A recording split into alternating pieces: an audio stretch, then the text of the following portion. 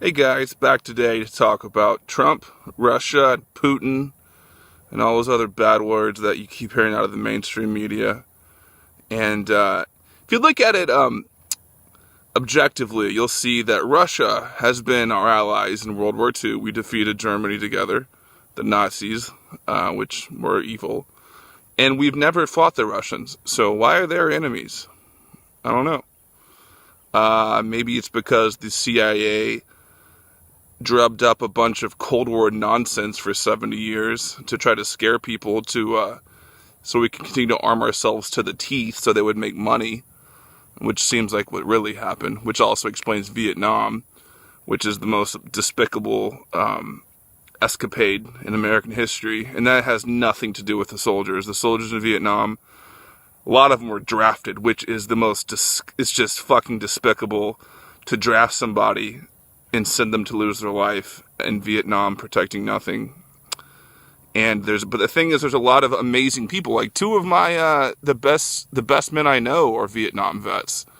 They tell me the truth, and they say the exact same thing, which is that we shouldn't have been there.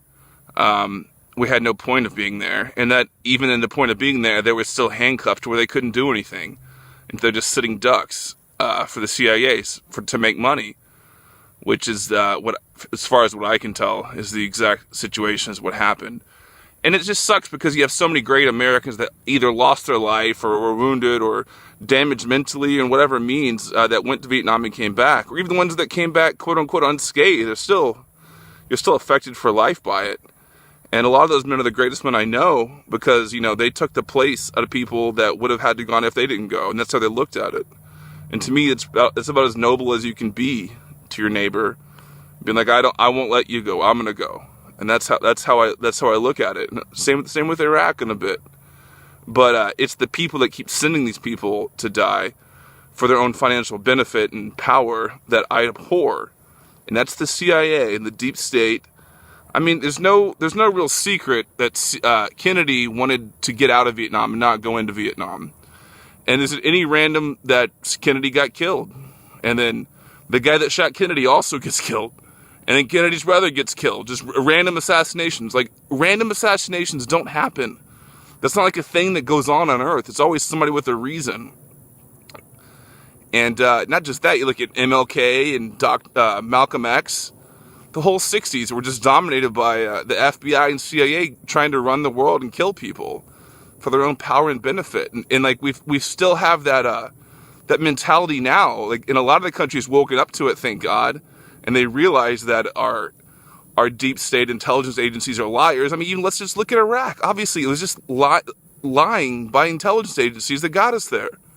And everybody knows that. And it's just fucking hilarious to me to see people that got us into Iraq and had millions of people dead, billions and trillions of dollars wasted, thousands of American lives dead, lost. Not to mention the suicides when they come back because they realize they were sent to somewhere they shouldn't have been for no real reason.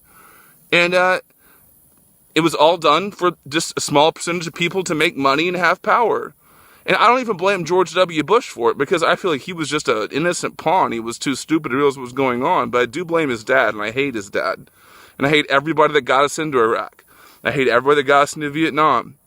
These people are the ones that have destroyed the world for 60 years. This is why the rest of the world doesn't like us. It's not because they don't like Americans. It's because they don't like the actions of the American CIA mostly. The American military is full of great men, great women.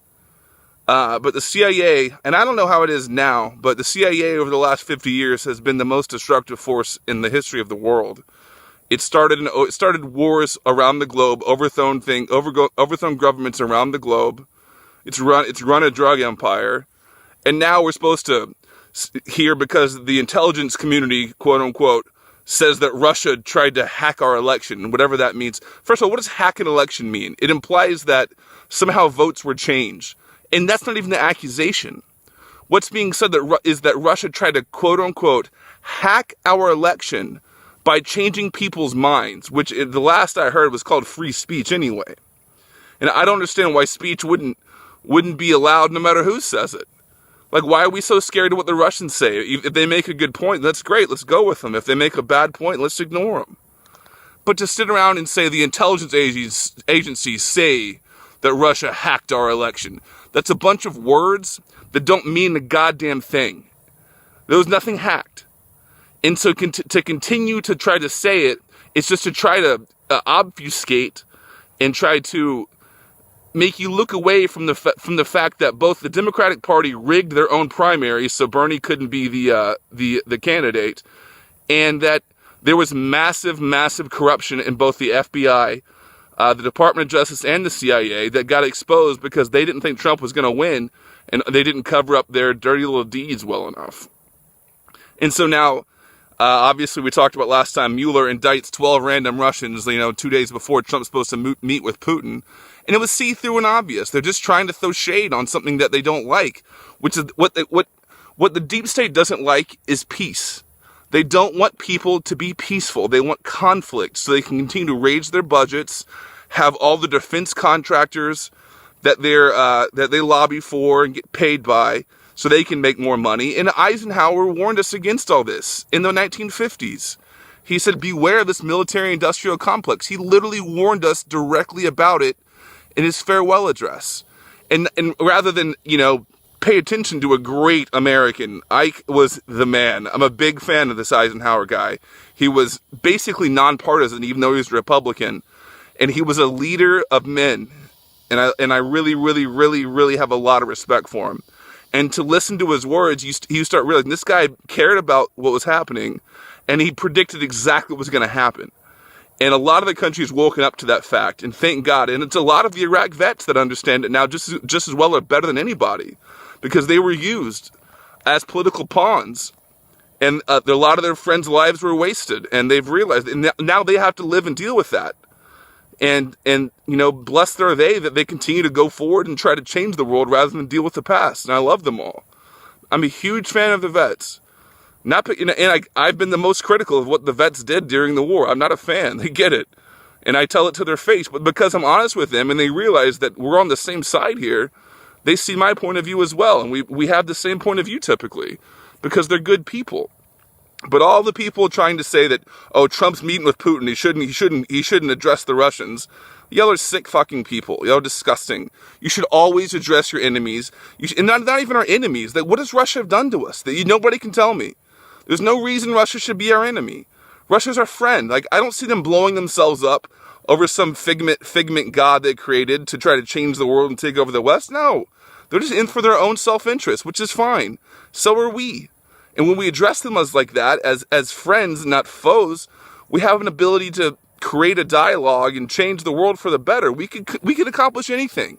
I mean, if we use Russian rockets to take our astronauts to space, like how big of an enemy can they be if we're hopping a fucking ride on their rocket ships? This is just nonsense. We shouldn't have these weird quote unquote enemies that don't exist. We need to look at the world that way. And it's the CIA and deep state that push that. And we have to all together fight back against it. I can't do anything to convince somebody that truly believes that Donald Trump is a Russian asset. That somehow they have information on him that's more important than the benefit of the entire world and the benefit of all the American people, which wouldn't exist. It doesn't matter what you can say. A P tape? Who gives a fuck?